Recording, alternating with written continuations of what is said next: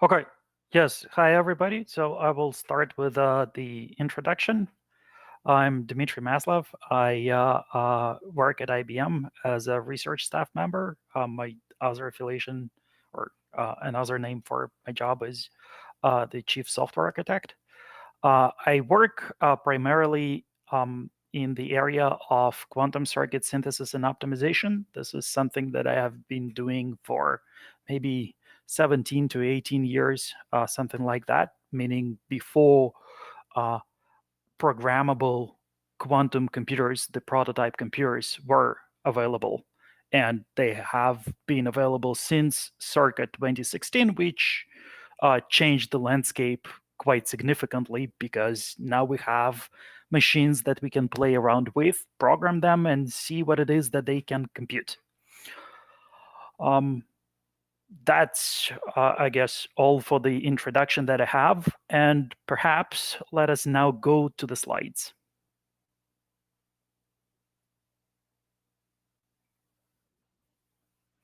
All right, perfect. So I'm going to talk about quantum circuit synthesis and optimization today.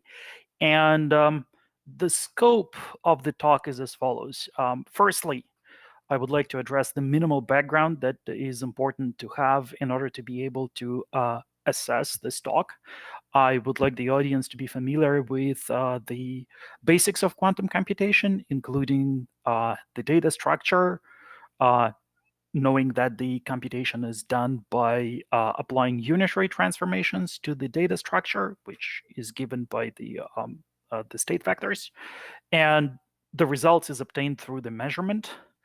Then, since this talk concerns quantum circuits, I would like the audience to be familiar with the concepts of quantum circuits, basic concepts including like gates and the parameters of value in quantum circuits, such as the number of gates, the depth, the width of the circuit, and so forth, and maybe some basic knowledge of algorithms to put it in the scope, because the circuits, they should implement quantum algorithms, useful quantum algorithms.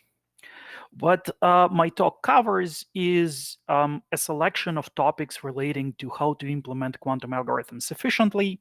Specifically, suppose you want to run a certain computation on a quantum computer, how would you go about creating a circuit that implements it? And along with it, I will describe the mathematics and the algorithms that lead to systematically construct efficient quantum circuits. And the target audience for this talk is anyone interested in computing using a quantum computer, including graduate students and even quantum computing experts, because hopefully I will present some of the material from an angle that some quantum computing experts can benefit from. All right, so let's start with the gates. In classical computation, we have only 4 gates, and they're very simple gates. There is a single bit gate, the NOT gate. Then there are 3 2-input single output gates, Boolean AND, Boolean OR, and Boolean XOR. And between these 4 gates, we can use them to implement any classical computation whatsoever. We don't need anything else from the logic point of view. However, in quantum computation, when you look at quantum computers, you may be overwhelmed by the number of quantum gates there is. For instance, there is Pauli XYZ gates, already 3 right there. Then there is RX, RY, RZ with real valued parameters. So another 3 times infinitely many. Then there is the phase gate, the square root of NOT gate, V gate. There is the T gate. There is the pi over 6. There are RZ pi divided by 2 to the n, where n is any integer. Those are the gates used to construct the quantum Fourier transform. And these are just the single qubit gates, of which we only had 1 in classical computing. And then there are 2 qubit gates, of which there are plenty, and 3 qubit gates, including toefl, Fredkin, Paris, and so forth. So the number gets quickly overwhelming. However, it is not. So let me explain how to construct the gate libraries and hopefully shine some intuition behind them. We start with the NOT gate. The NOT gate is a quantum gate that literally inverts the value of the variable. It is analogous to the classical NOT gate, if not to say it's identical in its workings to the classical gate. So let's next introduce a gate that exists only quantumly but not classically. That would be the Z gate, the Pauli Z gate. So if you prepare a state in the computational basis and you apply the Z gate and you measure it immediately, you would think that there was no computation done because you would not be able to detect what has happened. You will get the identity out. However, this gate does not implement the identity. What it does is it creates a phase. And it is, in quantum computation, it's the ability to compute with phases that separates quantum computation from classical computation. This is what gives you the advantage over classical computation. So next gate I would like to introduce is the Hadamard gate. And the purpose this Hadamard gate serves is that of transforming the X gate into the Z gate by conjugation on the both sides, and the other way around, transforming the X gate into the Z gate. It is a very, very important gate, and I will use it a lot in this presentation. As far as the rest of the gates are concerned, we can obtain all of them by applying the square root operation. So given a single qubit unitary U, we can apply the square root of it, to it, and obtain a new operation. For instance, the V gate is the square root of X. A P gate, the phase gate, is the square root of Z. And because of that, we can transform the phase gate into the V gate and the V gate into the phase gate by the Hadamard gate, because what Hadamard gate does, it transforms the X basis into the Z basis. Again, very useful gate. A T gate, for instance, is the square root of P gate, meaning it's the fourth root of Z gate, or quote unquote eighth root of the identity. All right. Suppose we're done with the single qubit gates. The way to obtain a 2-qubit gate is to create a block diagonal matrix with the entries identity and U, where U is the single qubit unitary. For instance, this way we can create the C0 gate out of the NOT gate. And we can create the toefl gate. The toefl gate is important because if we consider quantum single and 2-qubit gates, then in terms of the Boolean logic, we have only 2 gates that are Boolean, the NOT and the C0. And using these gates, we're only able to compute linear Boolean functions. And this is not enough for the purpose of classical computation. So we would like to be able to have a complete library, and the way to have the complete library is to add a toefl gate. And the toefl gate is a gate that computes the product of 2 variables and XORs it into the third variable. It is important to note that the toefl gate itself is not an elementary gate, it's a composite gate. So whenever you talk about quantum computation, it is never the case, as far as I know, that the toefl gate is implemented directly. It is implemented as a circuit with the elementary gates, and the elementary gates are single and 2-qubit gates. So let's talk about the libraries. What constitutes the libraries? First, in the slide here is the C0, the circuits with the C0 gates, linear reversible circuits.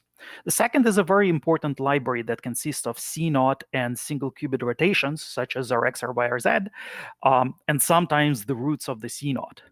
This is the library of the gates that are used for physical implementation of quantum circuits on current existing near-term quantum computers, such as, for instance, the superconducting circuits, QIP, quantum information processing, the IBM's quantum computer, or a trapped ions quantum computer. And these are the examples of prototype quantum computers that exist today that you can actually program.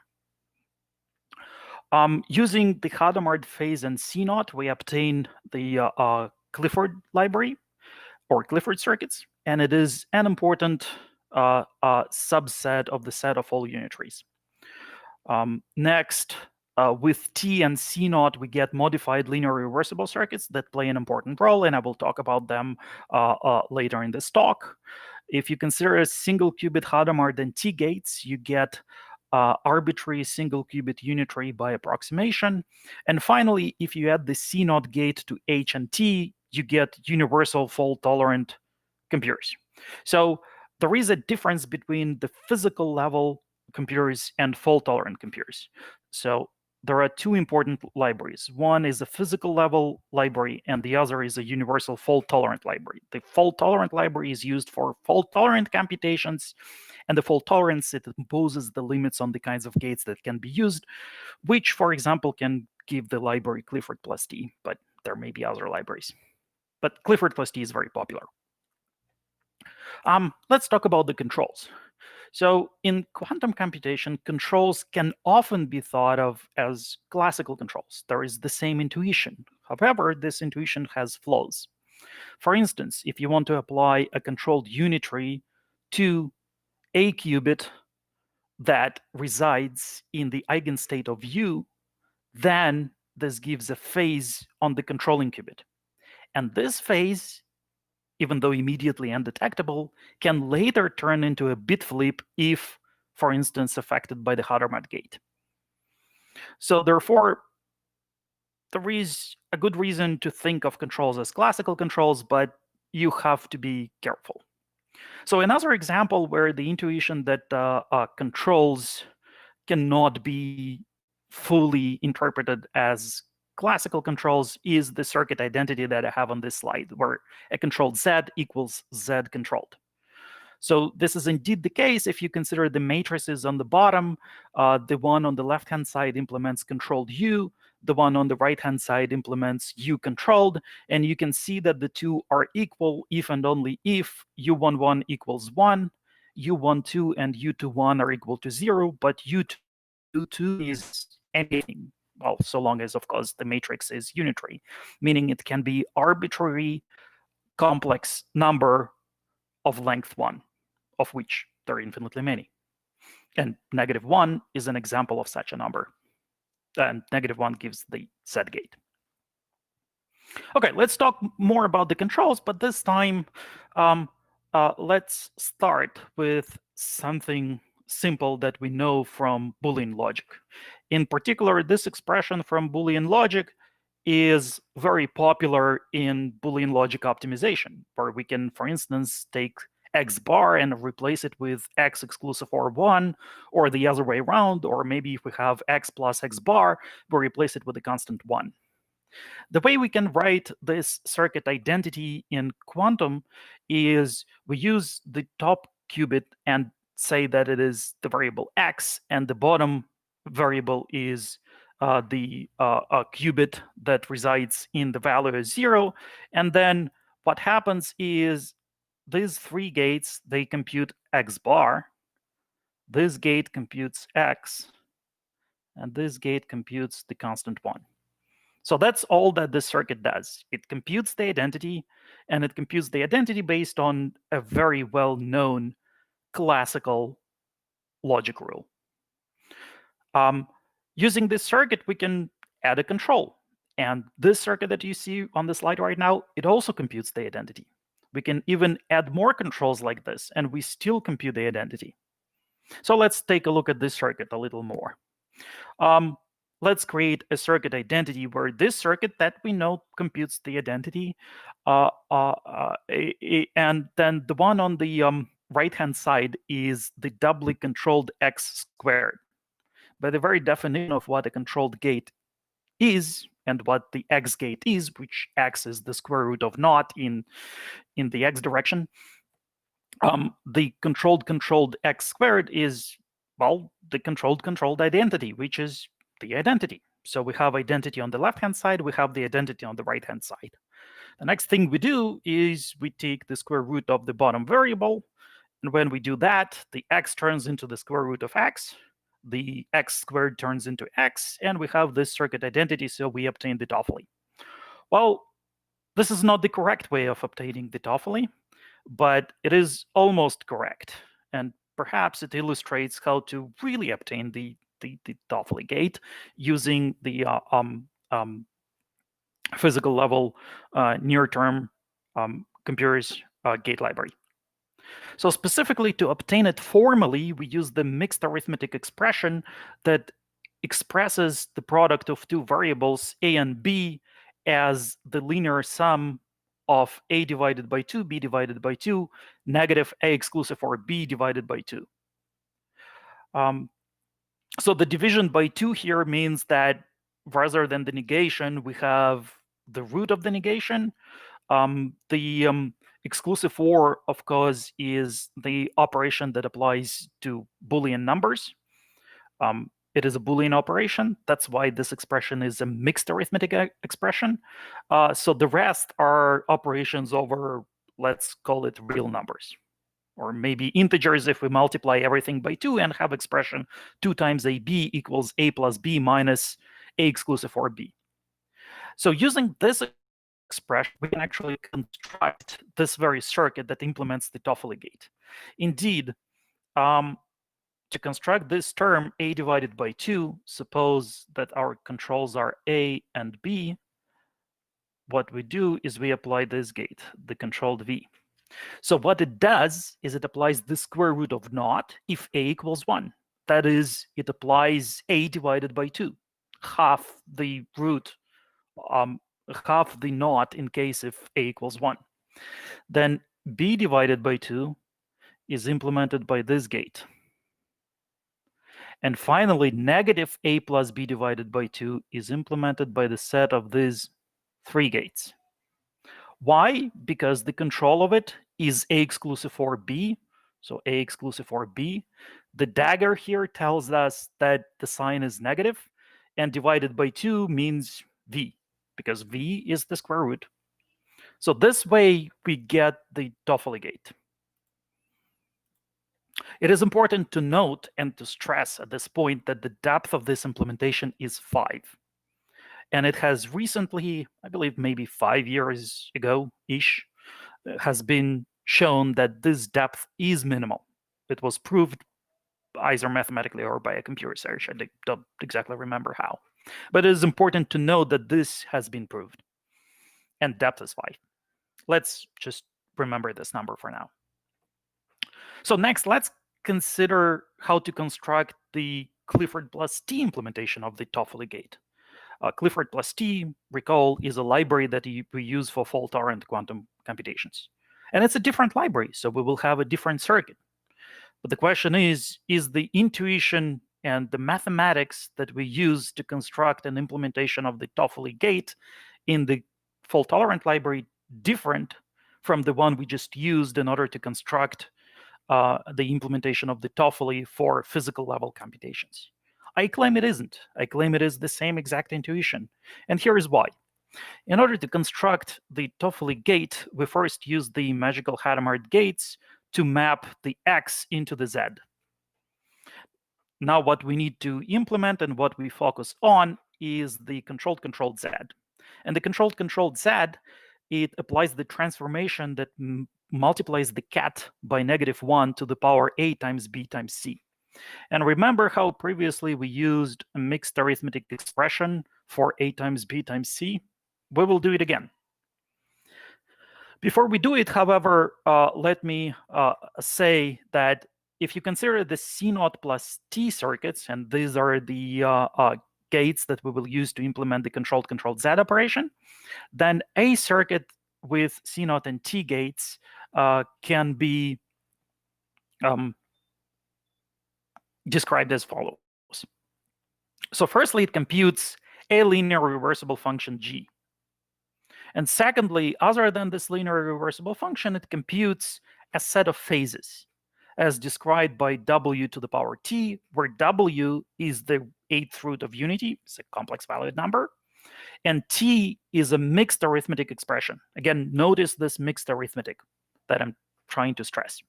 And the mixed arithmetic is we take linear functions and we multiply them by the constants ai, and those constants ai belong to their modulo 8 numbers. All right, let us now construct the C0 plus T circuit that implements controlled Z. The way we do it is we know that using the C0 gates, we can obtain a Boolean variables A, B, C, exclusive for of A and B, exclusive for of B and C, exclusive for of A and C, and exclusive for of A, B, C. So these are the things we can compute using the C0 gates. And using the T gates, we can apply the T to variable A, we can apply T to variable B, to variable C, and so forth. So this is what we can compute using C0 and T circuits.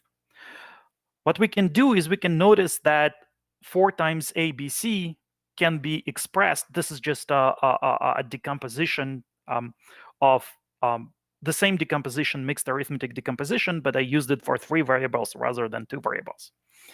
And you can see that it is indeed true. So for instance, let's verify. Let's take some row in the table and convince ourselves that taking the linear combination of T of A with a positive sign, T of B with a positive sign, T of C with a positive sign, then T of A plus B with a negative sign, T of B plus C with a negative sign, T of A plus C with negative sign, and T of A plus B plus C with a positive sign indeed gives us the 4 times ABC, in other words, gives us this column. And the reason why we want to have 4 times ABC is because T is the 8th root of unity.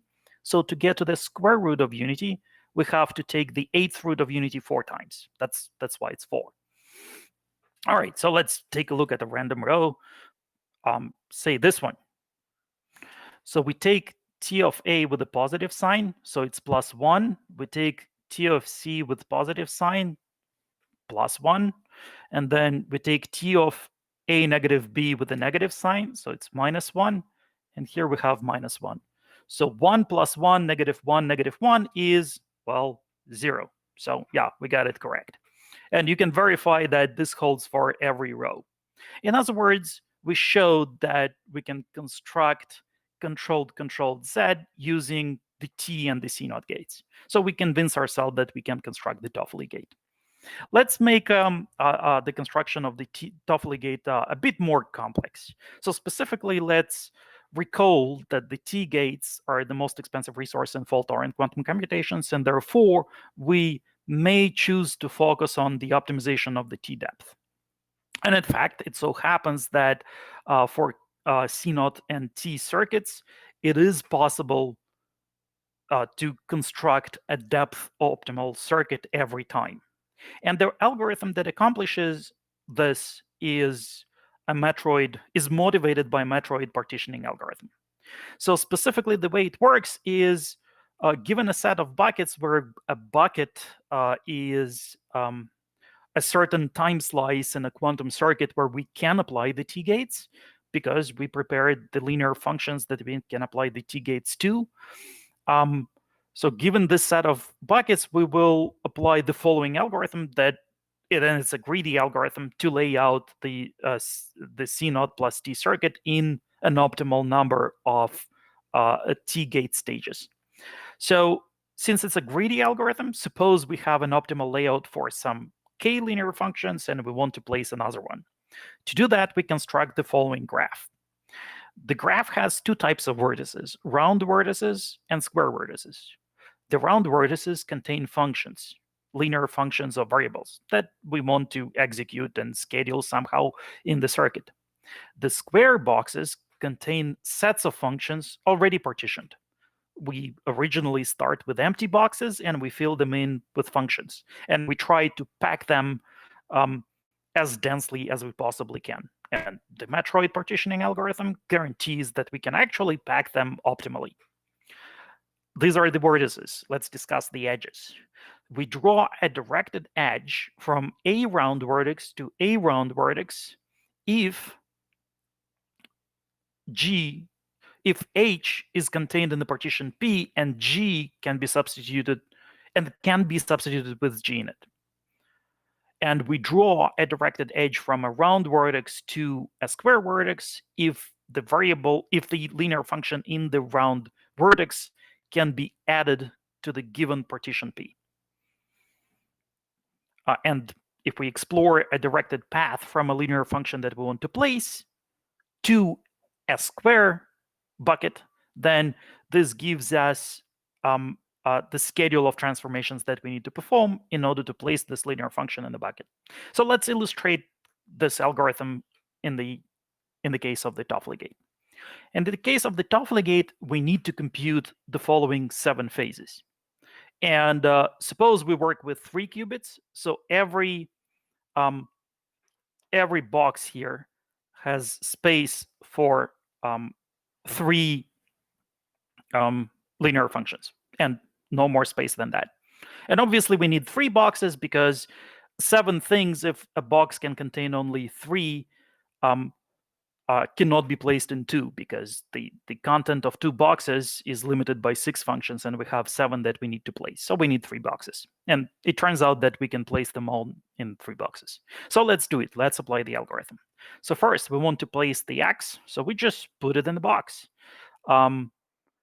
We want to place the y. Y is linearly independent with x. We place it in the box. Continue. We want to place x plus y. We cannot place it in the box with x and y because it is linearly dependent with x and y. So we have to place it in a different box. All right, let's put it in the different box. Continue. The z we can place in the first box. Then x plus z we can, exclusive for z, of course, we can add in the second box.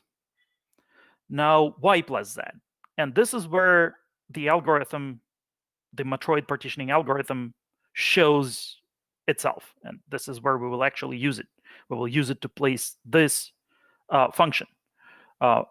Because it actually happens that you can execute the first 6 functions in depth 2. And Matroid partitioning algorithm shows how to do that. So to do that, we need to construct the graph. So we have all other functions here in the graph, the ones that we already placed. We make round nodes out of them, and we draw the edges. So we cannot draw the edge from y plus z to x because x here is in this partition, and we cannot replace x with y exclusive for z because this leads to linear dependence. So this edge we cannot draw, but we can draw edge to y, we can draw edge to z, to x plus y, and x plus z.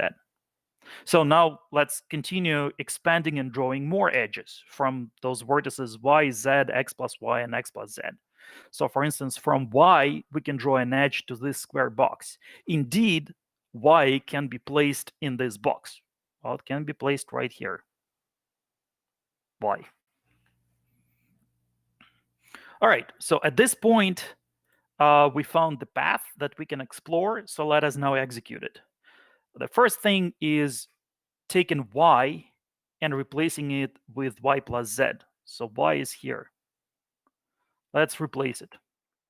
Okay, we replaced it. Then the next edge of this graph, this edge, tells us that we have to add y here. So let's add it here. Okay, so we've done that. And finally, this means we place this circuit. Finally, we need to place x plus y plus z. We place it in this box. And this gives us the schedule of the application of the T-gates.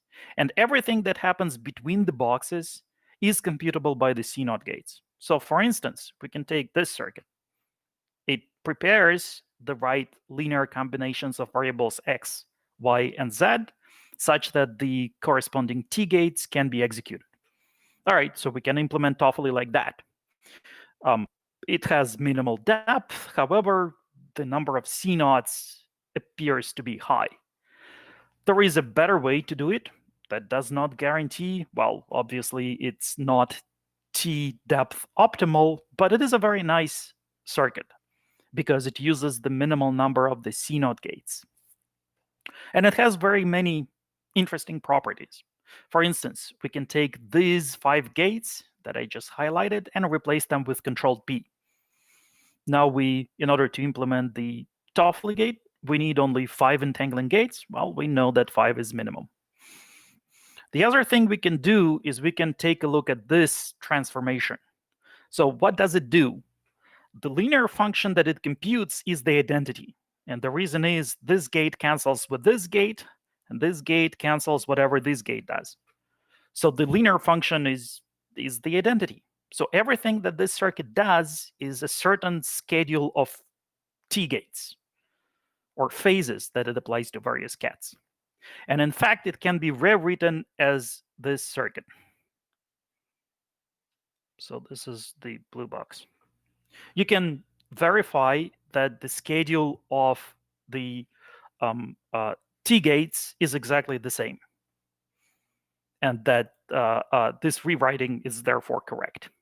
So the next thing we do is we flip these two wires, leaving the Hadamards inside. This can indeed be done because what is inside this circuit, inside the Hadamards, is controlled Z, and the controlled Z does not care what is the order of qubits that it applies to, right? So when we flip those two wires, we get to this circuit. So next, recall that the Hadamard is something that helps us to go from the X basis to Z basis. So what we can do, we can take this Hadamard gate, push it through this phase gate. And what this does is it turns this phase gate into the V gate, because V is the square root of, if phase is the square root of Z, then V is the square root of the X. So then we can push the Hadamard here, and this turns this phase gate into the V gate. And then we can push it here, and it turns this phase gate into the V gate, right? And then the two Hadamards are together, so they cancel out. So what I have right now on the screen is hopefully something that you already recognize. It's this circuit. In other words, this circuit for Clifford plus T library is quote unquote equivalent or reducible to the one for physical level gates, which is an interesting property. But I guess it was obvious in retrospect because we used the same mathematics to obtain both circuits, the mixed arithmetic expressions. Let's take a deeper look at this implementation of the toefl gate. So specifically, let's take this gate and commute it through the Hadamard. Then the X turns into the Z. In other words, we get the controlled Z out of here. So what we have inside is known as the Margulis gate. This gate was known since 1995. So what this means is, in a sense, the circuit that I have on top of this slide, it's a quote-unquote implementation of both the fault-tolerant toefl, the physical level toefl, as well as the Margulis gate, all in one. So there is really one gate, not 3 different gates or 3 different circuits, because they're all related. Here's an interesting trick you can play with the Clifford plus T library and the T gates. Consider the following circuit that implements the toefl gate and the T gate. We know that the toefl gate needs 7 T gates. Well, it actually does need the 7 T gates, even though I did not explicitly prove it, but let's just assume that this is the case. And then there is another T gate that we want to apply to a new variable. The question is, how many T gates do we need to implement this circuit? A trivial answer to this question would be given by the number 8. 7 plus 1 is 8. However, a better method exists. Specifically, you can create the phase polynomial with 15 terms that looks like this, and it computes 0. It computes nothing. It computes the identity. 7 terms in this polynomial compute the toefl gate, and 1 term computes the T gate applied to the qubit D. This means that 8 out of 15 terms is what is being implemented. However, rather than implementing these 8 terms, we can instead implement the remaining 7. And the transformation will still be the same because, well, because this polynomial computes 0. This means that you can apply the toefl gate and the T gate at the total cost of 7 gates. In other words, if you implement a toefl gate fault tolerantly, you get another T gate for free, just because you implemented toefl. All right, let's consider something that is important in both classical and quantum computations. An adder function. How would you suppose you wanted to use a quantum computer for something simple like the adder? How would you go about synthesizing it?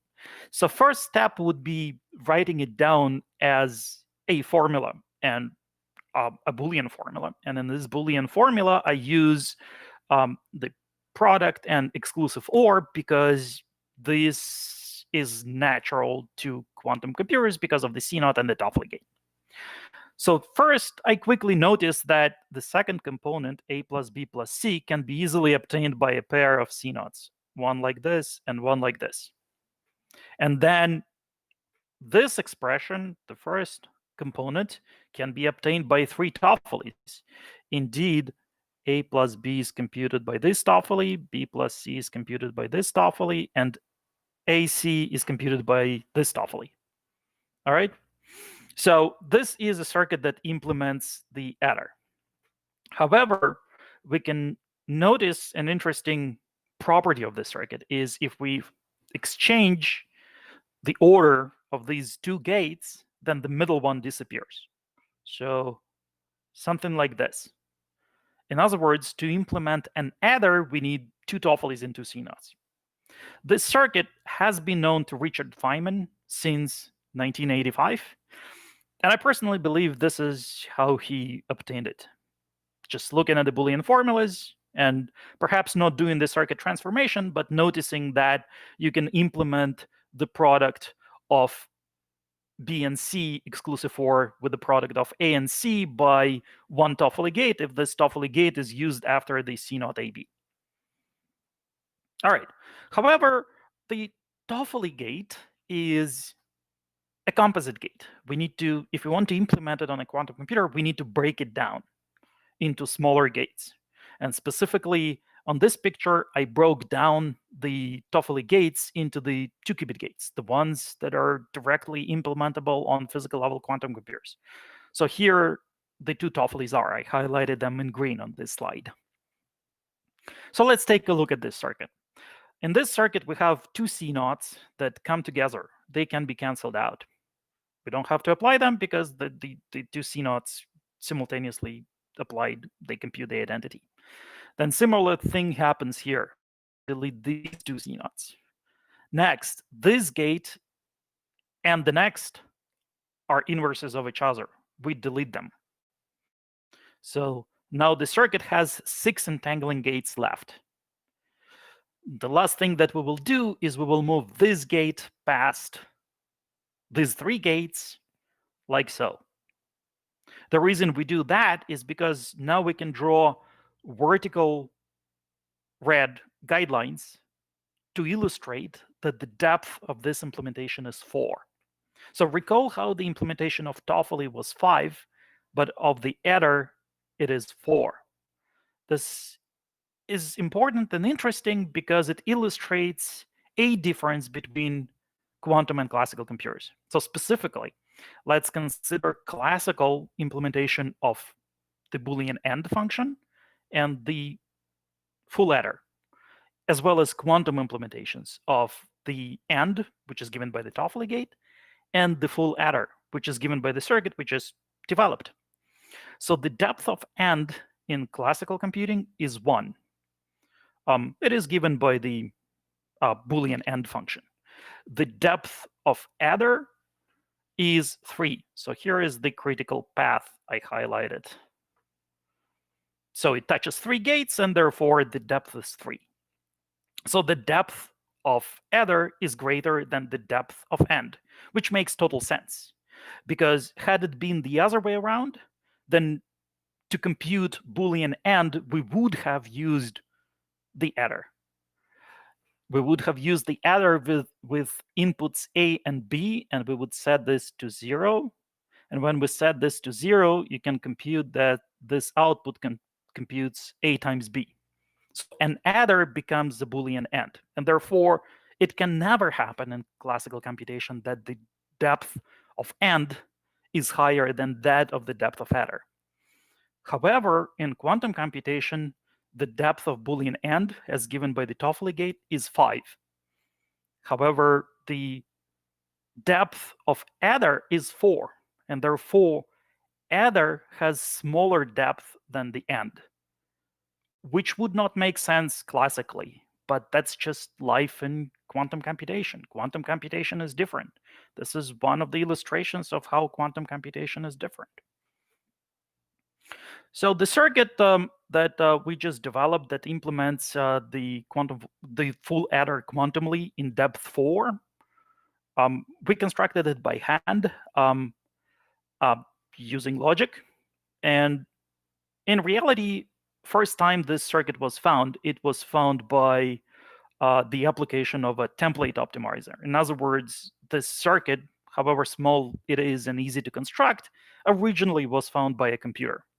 So let me describe what the templates are, because templates is a simple quantum circuit optimization algorithm that is very useful.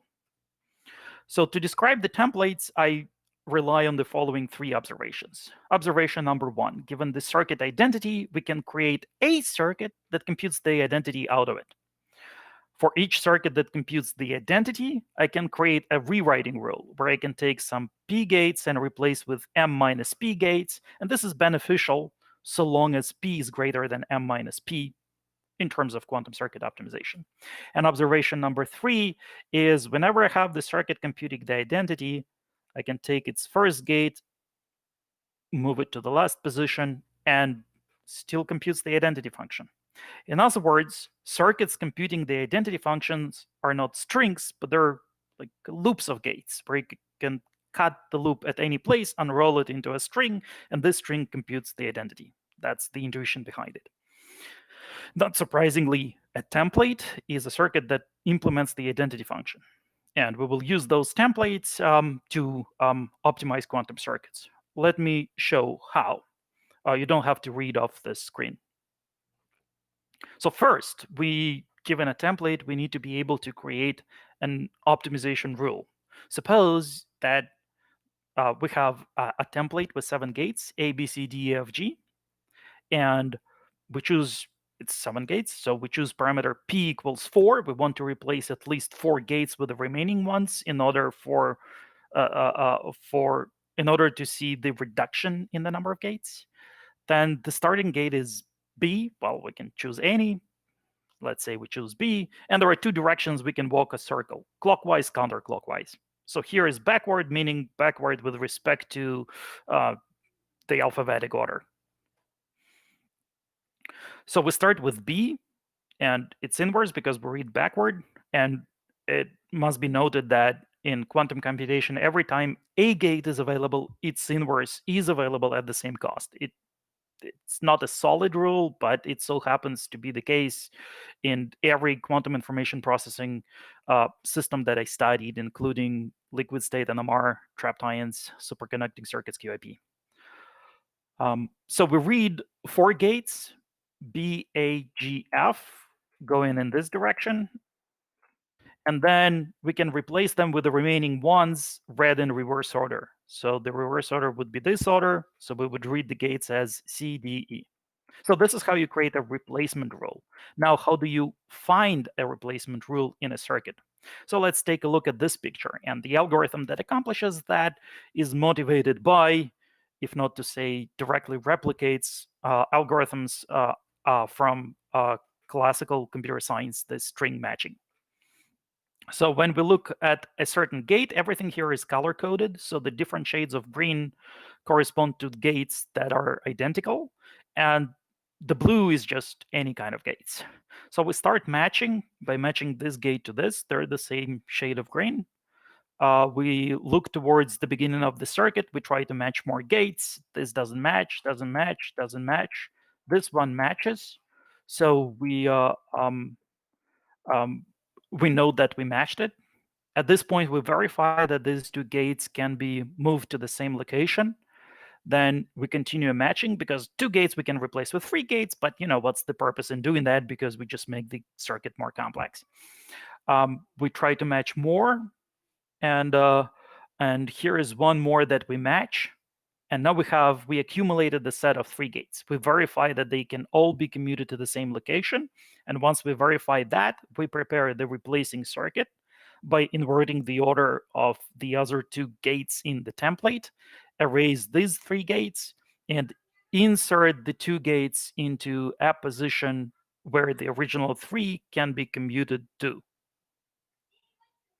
So here is a specific example of the templates that operate with the C0 and controlled root of naught, where V0 and V1 are denoted, can be either V or V dagger, but they have to be different. And let's optimize this circuit using the templates. So what we do is we start from the beginning of the circuit, and we always look towards the beginning of the circuit, but we increment the gate that we look at. So starting with the first gate, well, ending with the first gate, we don't match anything. Ending with the second, we don't match anything. Nothing, nothing, nothing, nothing. Ending with this gate, we match these 2 gates. And they can be commuted together because these 2 gates commute. So we perform the commutation. These 2 gates are now inverses of each other. They can be both erased from the circuit. The circuit has become shorter, and we continue matching. Ending with this gate, nothing. Ending with this gate, nothing. Ending with this gate, we match these 3 gates. And again, we need to check for the commutation. So if these 3 gates can be commuted, they can be replaced with these 2 gates. So let's check if they can be commuted. So this can commute with this, and this can commute with this. So they can be commuted to the center. Let's perform the commutation. So one part of the commutation, the second part, and the 3 gates are now together, and they can be replaced with these 2 that I have on the right-hand side. So now the circuit is shorter. And this concludes the optimization of this particular circuit because we reached its end. And incidentally, it also concludes my presentation. All right, thank you for your attention. I'll take questions now.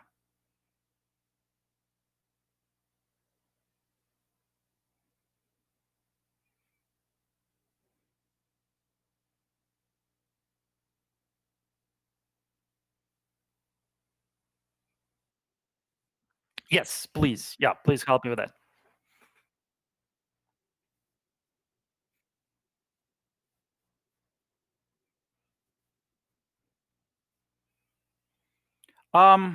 Right. So let's start with the single qubit gates. And if I'm interpreting the question incorrectly, please correct me so that I'm answering it correctly.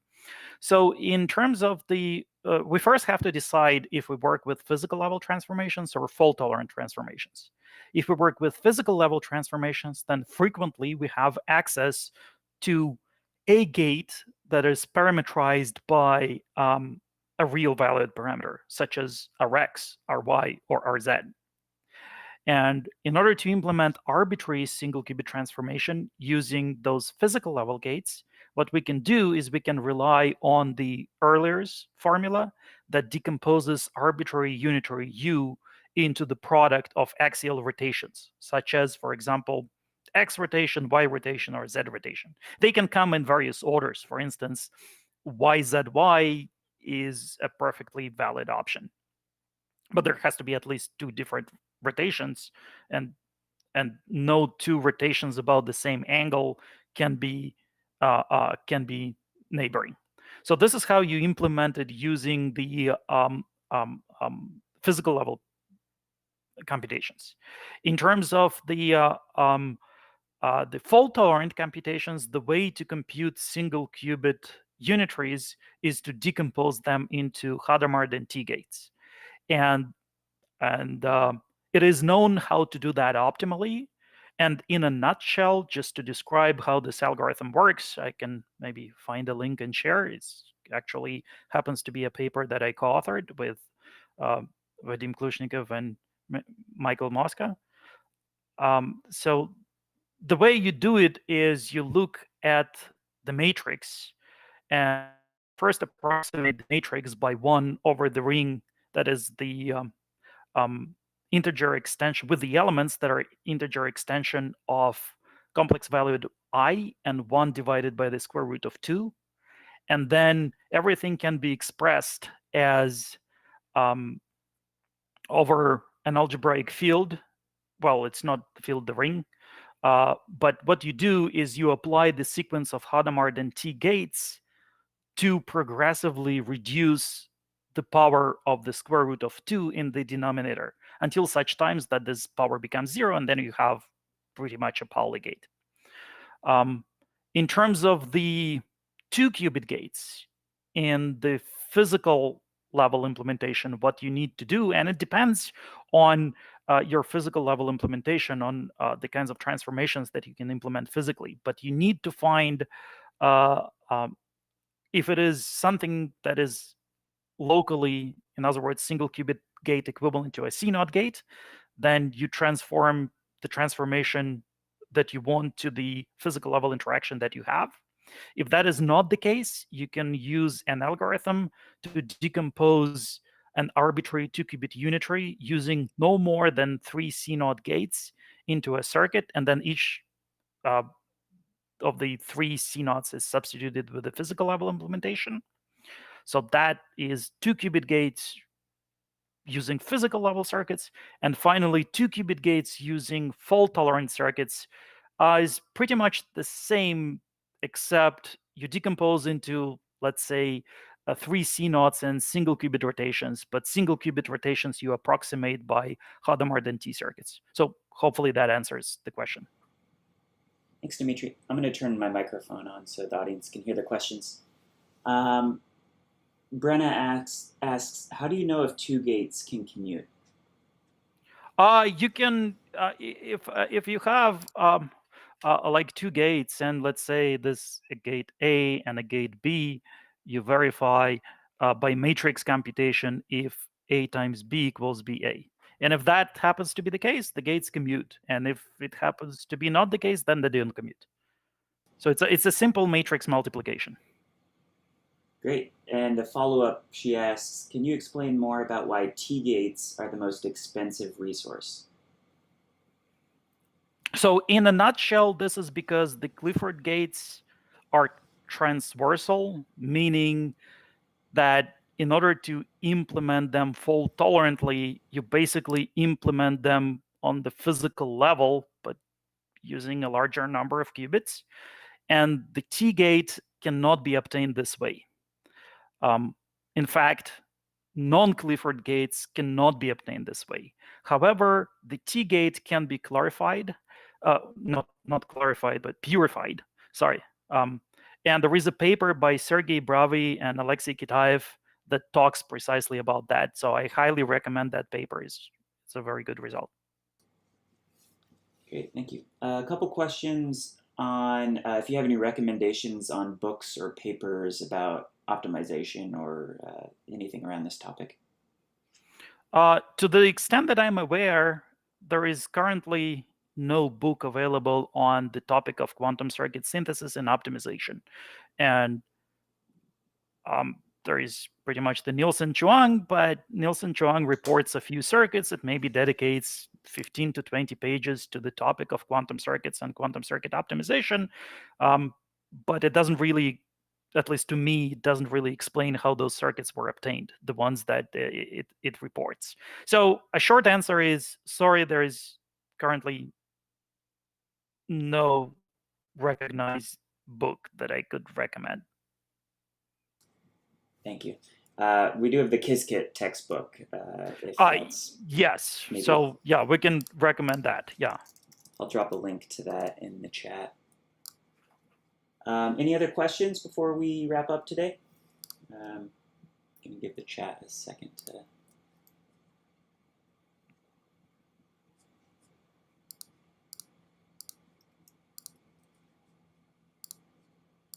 Okay, I'll drop the chat textbook. All right, doesn't look like any other talks, or any other questions. So I can probably, like, after this is finished, add a few links to the papers, to various papers that Okay. constitute that I mentioned during some of the answers. Great. Yeah, send me those, and I'll put them in the description for the Okay, video so I will people do that. Yeah. can follow up on that. We do have Yep. one last question from Amir. Any thoughts on ZX calculus as it relates to optimization? All right. So ZX calculus, it performs pretty much the same operations as the phase polynomials, but it is visual. So for the purpose of optimization, I don't really see myself a big difference between the phase polynomials and ZX calculus. I find the phase polynomials more convenient because I personally have more intuition about them. That's why I rely on phase polynomials. Awesome. But I don't think there is anything that one paradigm can do that the other cannot. Great. Thank you, Dmitri. Where can people find you online? They can write me an email at dmitri.maslov@ibm.com. Maybe I can add it in the chat Yeah, I can window. Yeah, please add it in the chat window so that I don't have to type. I have a desktop on the background of the laptop. I'm using laptop for presentation, so the chat windows in the desktop, so kind of hard to reach over the laptop. I'll put that in the description as well. So if you want to get in touch with Dmitri, send him an email. Thank you again, Dmitri, and thank you everybody for tuning in. We've got another seminar session on Friday, so tune in at noon Eastern. Thanks, Dmitri. All right. Thank you, everybody, for joining.